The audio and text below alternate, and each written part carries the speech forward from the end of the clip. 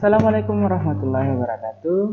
Kembali lagi pada pertemuan kali ini kita akan membahas tentang pembelajaran lanjutan dari sebelumnya, yaitu sebelumnya itu kita mempelajari tentang algoritma dan sekarang kita akan mempelajari yang namanya flowchart dalam program visual. Nah, kompetensi dasar itu sama dengan sebelumnya, mengenal data berupa angka, hasil perhitungan rumus, cara menyimpan, serta mengakses, memahami program visual dari demo dan tutorial. Kemudian yang kedua, dalam pengetahuan, mengenal cara kerja dan objek-objek lingkungan pemrograman visual yang dipakai. Nah, selanjutnya bagian KD tentang keterampilan yaitu menulis atau meniru sebuah program sederhana di lingkungan visual untuk berkenalan dengan lingkungan. Nah, tujuan pembelajaran kita menjelaskan konsep pemrograman visual. Yang kedua, mengenali objek-objek lingkungan kerja di aplikasi pemrograman visual. Terus yang ketiga, menulis sebuah source code program visual. Nah, flowchart. Sini kita sudah masuk di materinya, yaitu materi flowchart. Jadi definisinya itu adalah flowchart merupakan sebuah alat grafis yang menjelaskan cara menyelesaikan masalah penanganan informasi menurut Chapin 1970. Nah, flowchart merupakan sebuah diagram yang terdiri dari bentuk kotak, wajik, dan lainnya, terhubung oleh panah. Tiap bentuk mewakili sebuah langkah dalam proses, dan panah menunjukkan urutan. Nah, flowchart mengkombinasikan simbol dan garis alir untuk menunjukkan seperti apa operasi suatu algoritma. Jadi, kesimpulan umum dari flowchart ini merupakan dia penyelesaian masalah yang digambarkan dalam bentuk kotak, wajik, dan lainnya, kemudian terhubung oleh garis. Garis ini yang menunjukkan proses dari rentetan algoritma tersebut. Jenis flowchart. Jenis flowchart ini ada dua, yaitu sistem flowchart dan program flowchart. Sistem flowchart yaitu bagan yang memperlihatkan urutan prosedur dan prosedur dari beberapa file di dalam media tertentu. Melalui flowchart ini terlihat jenis media penyimpanan yang dipakai dalam pengolahan data. Selain itu juga menggambarkan file yang dipakai sebagai input dan output. Tidak digunakan untuk menggambarkan urutan langkah untuk memecahkan masalah, namun hanya menggambarkan prosedur dan sistem yang terbentuk. Sedangkan program flowchart, urutan instruksi yang digambarkan dengan simbol tertentu untuk memecahkan masalah dalam satu program, bagan yang memperlihatkan urutan dan hubungan proses dalam suatu program. Jenis metode penggambaran flowchart itu ada dua. Yang pertama konseptual dan detail flowchart.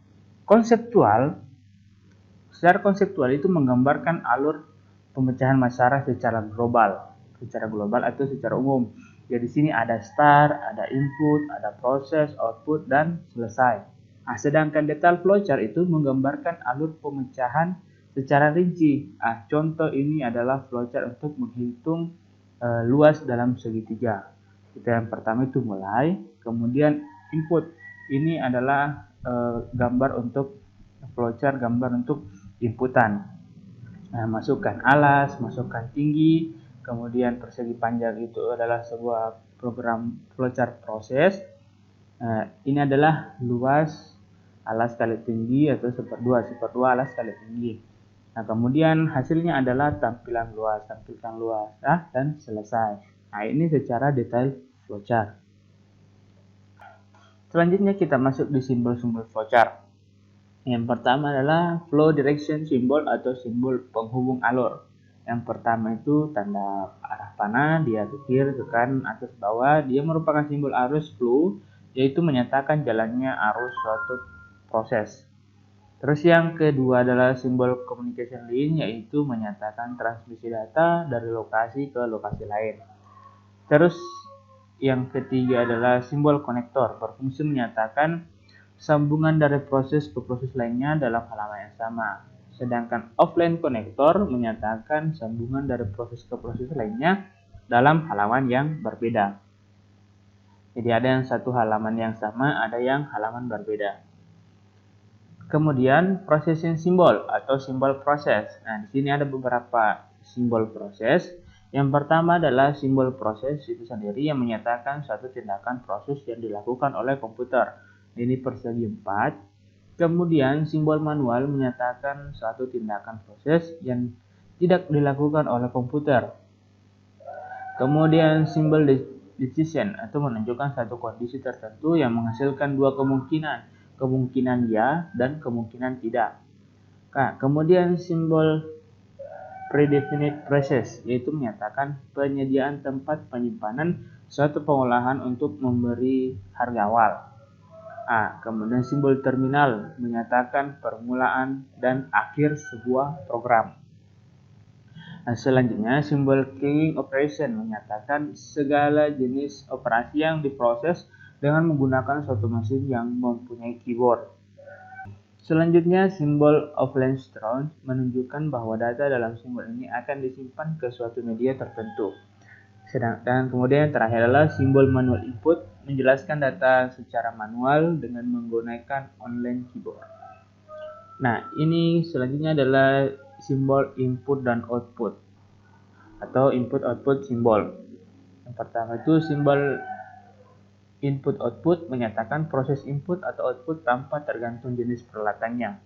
Kemudian gambar seperti ini, simbol punches card menyatakan input berasal dari kartu atau output ditulis ke kartu. Kemudian simbol magnetic tape menyatakan berasal dari pita magnetik atau output disimpan ke pita magnetis. Kemudian seperti ini, simbol distro menyatakan input berasal dari disk atau output disimpan ke disk. Nah, selanjutnya simbol dokumen mencetak keluaran dalam bentuk dokumen atau melalui printer. Simbol display mencetak keluaran dalam layar monitor. Kita masuk di contoh dalam suatu flowchart yaitu mengambil uang di ATM. Yang pertama adalah start atau awalan. Pertama start itu kemudian dia masuk di input, masukkan kartu ATM, kemudian lagi input kembali yaitu masukkan PIN ATM. Kemudian akan kita melakukan sebuah yang namanya proses. Jumlah uang yang akan diambil misalnya Rp100.000. Nah, setelah itu kita memilih penarikan Rp100.000, maka tampil dari tulisan tersebut akan keluar sebesar Rp100.000. Nah, selesai. Nah, ini contoh untuk pengambilan uang di ATM.